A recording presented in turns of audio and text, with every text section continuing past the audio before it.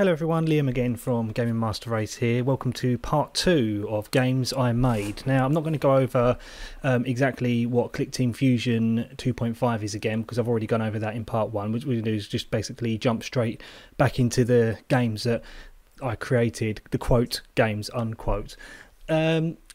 Just as a reminder though, I forgot to mention in part 1, is that ClickTeam Fusion is actually free. There's a free version available on the Steam store that you can download. It's a very stripped down, streamlined version, so it's very basic features, but it'll probably give you the bare essentials for you to create a very basic game, just so that you can get to grips with the event editor and the level editor, etc.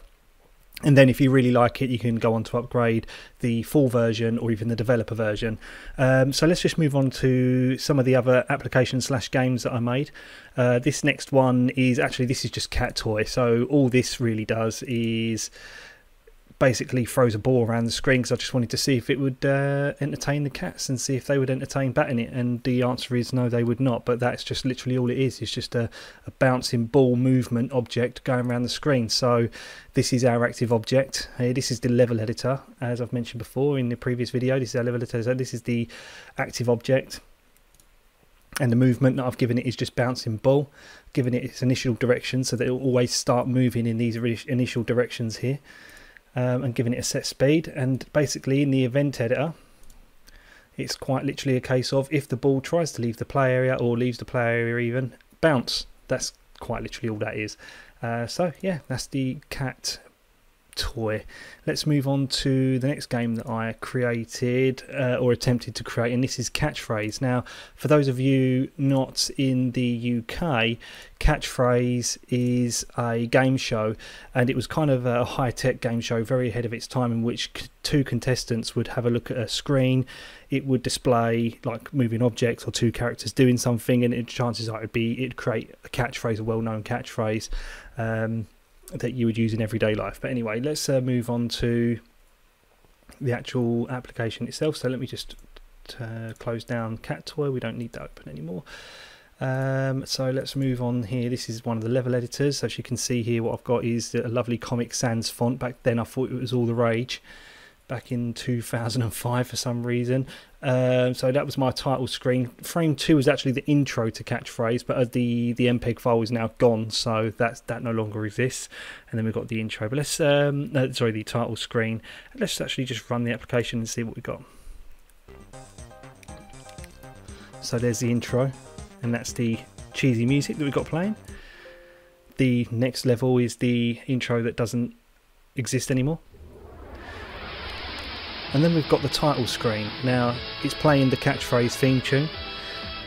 What the idea was for this was, I initially tried to have 2 sets of games, but each time you would play the game you'd have the same catchphrases again and again. So I tried to create 2 lots to give it a bit of variety, and tried to create a 2-player mode as well, but didn't even get that far. Let's press 1. So plagiarised MIDIs in the background again. This is Sonic the Hedgehog, and what we see here is like an intro to the game. Hello ladies and gentlemen, welcome to Catchphrase, a high-speed, high-tech game. Just remember that the aim of the game is to say what you see. If you see it, say it. And yeah, we didn't even get a chance to finish that there. It just moved on to the next scene really quickly, and it moved on to that next scene really quickly as well. Yes, Roy, the winner of today's catchphrase is in for a treat, as we are shooting them off to the beautiful island of Bermuda. I can't spell either. Soak in the breathtaking views and indulge yourself in the many choices of fabulous shops and restaurants. Take a load off and visit the smooth, white, sandy beach. Oh yeah, and that's it. In the first round we play £50 a catchphrase, but word of warning folks, do not buzz in till you hear this bell. Press B to hear the bell. Good luck, here's a £50. And yeah, so let's just left click. So this is the catchphrase here, so we're not allowed to buzz in. Spacebar is to buzz in, and so we've got 2 hands, and there's the buzzer, so we've got an arrow, so let's buzz in. So say what you see, multiple choice, because I didn't have the ability, I didn't actually program the ability into type the answer, so there's an arrow pointing to the upper hand, so the answer actually is the upper hand, so you press that and it says you're right. and you've got the answer here, the upper hand, and there's £50 in your bank account. Now, this is what's called the bonus catchphrase. Now, behind all these 9 squares, there is another catchphrase, but the flashing squares, obviously, what you've got to do is you've got to stop this on one of the squares, and obviously you don't know what square you're going to choose. You've got to press spacebar, and when you do, it will reveal part of the catchphrase. So let's just go ahead and do that. 5 seconds, here we go. Okay, so there's this character here, Mr. Chips, with a speech bubble, and he's got 3 icons kind of going backwards and forwards. Now, obviously, I know the answer to what this is because I created it a long time ago, but if you didn't guess, then... Oh, actually, I don't even know how to bring up the answers. Oh, there you go, it's left control. So let's just choose an answer here. So the answer actually is number 5, say what you see. So you got the word you with eyes in the O, and you is looking at the ball, the egg, and the car, and then Mr. Chips, this character, it's got a speech bubble, and he's basically saying exactly what you is seeing. So he's saying what you sees. So that's basically what that catchphrase is. And I don't know, it's just this actually, I don't know why I stopped doing this, because I actually quite enjoyed doing it, but making it at the time. But I think it was just a case of it was too complex, I think, at the time for me. And where I couldn't actually randomise the catchphrases so that you get a different game every time, just kind of seemed like it'd get boring very quickly. But that's pretty much that. I don't think we can go any further, to be perfectly honest. No, so let's just exit that. But I was actually quite proud of that bonus catchphrase level there. If I just run it again, you can see that it basically chooses one of these objects at random. I think every like so many milliseconds it will just select one at random, and then pressing spacebar will stop it and then play the sound to remove that square. And I think that once you press spacebar, it opens up a group of events. Now in the event editor, everything's in what's called, I mean, you can group a certain list of actions, and that's exactly what I did. So you've got a start of level group, a flashing tiles group, a 5 seconds group, a computer's turn group, a remove tile group, a destroy tile group. And basically each action kind of deactivates and enables, deactivates and activates a certain group. So when you press spacebar, it would chances are that that'll activate 5 seconds. So as you can see there, activates group 5 seconds. And then after 160 seconds, deactivate group flashing tiles, activate group remove tile. So it just basically all goes at a very linear kind of path to take each individual action before the next level. I did create a second catchphrase actually here, and I don't remember. Oh, it's called Sunrise Sunset. That's right. Let's have a quick look.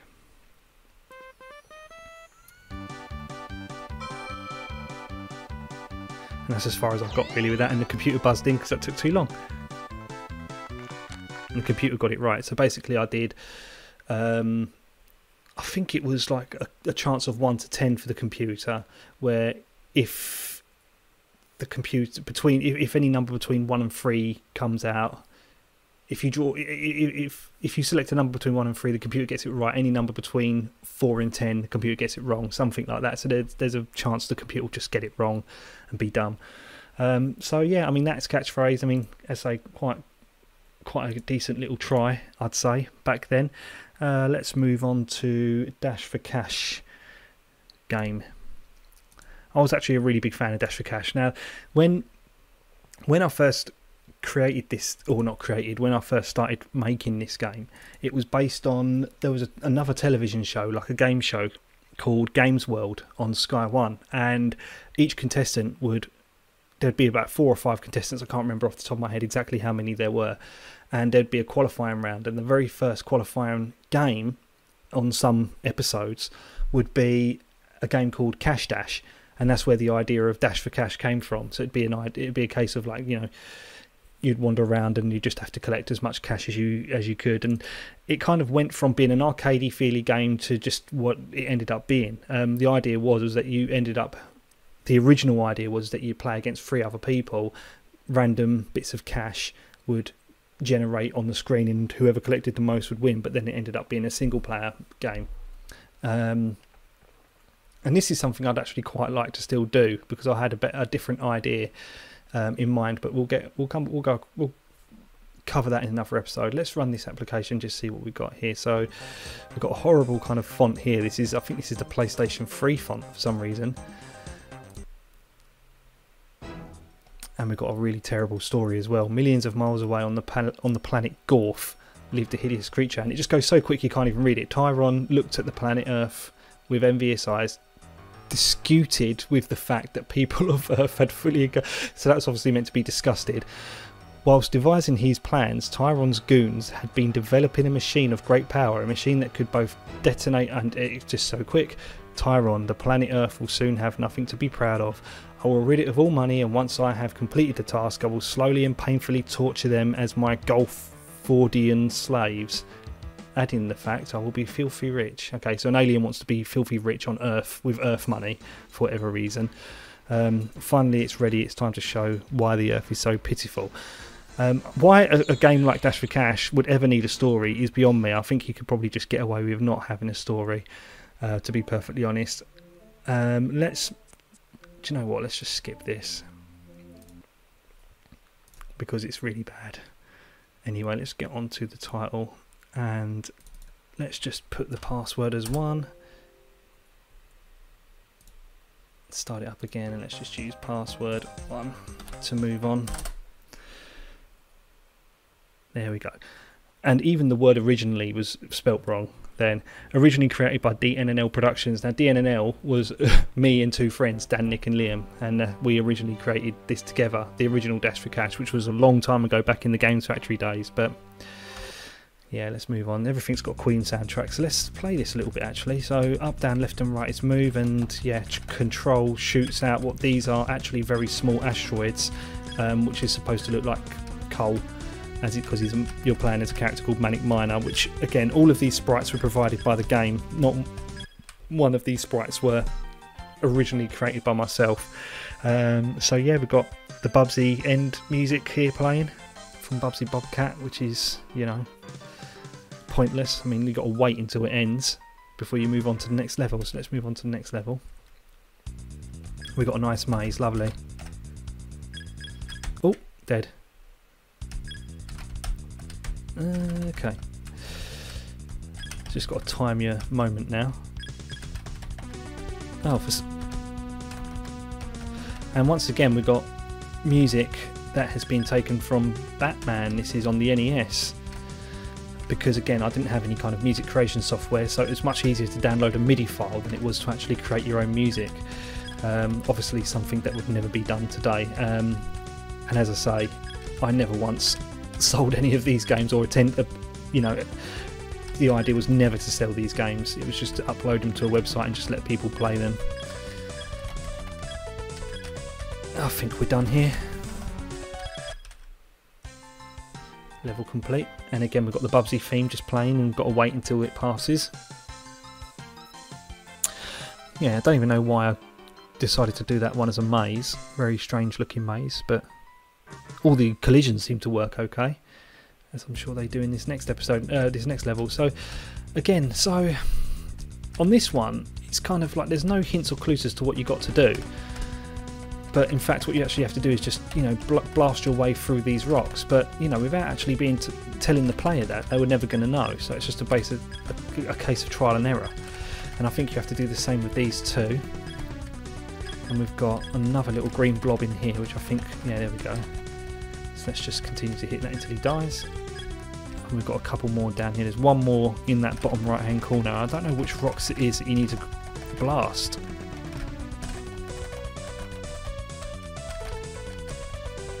But again, the problem is I don't think you can actually progress until you've, you know, collected all the money, all the banknotes. It's a good thing I didn't add a timer, otherwise that would just be really unfair. I don't even know which rocks to blast. There you go. And I'm going to assume that this last one... Oh, it's there.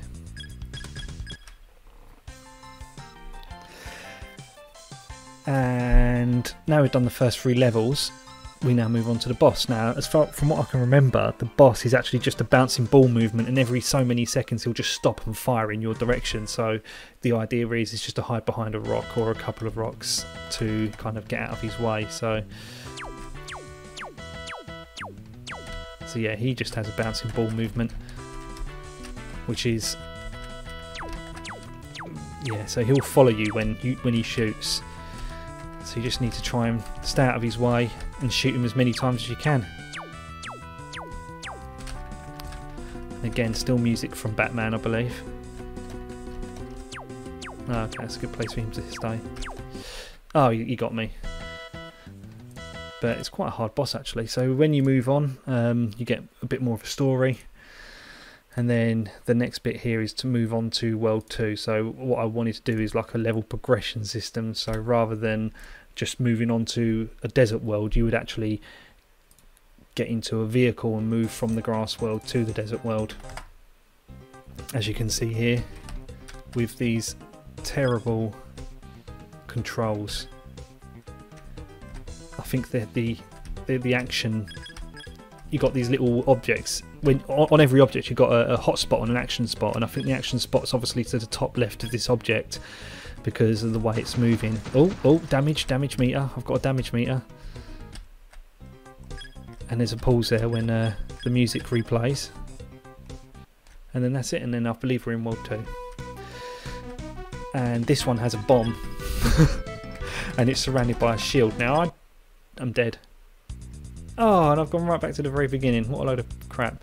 But anyway, yeah, that's Dash for Cash. It's really nothing to write home about. But yeah, it's again something you do as a hobby. But yeah, I think that's pretty much it. We'll leave it there for this episode. If you enjoyed the video, hit like and subscribe. Leave a comment as well if you have any game dev stories of your own. But until the next episode, we'll see you soon.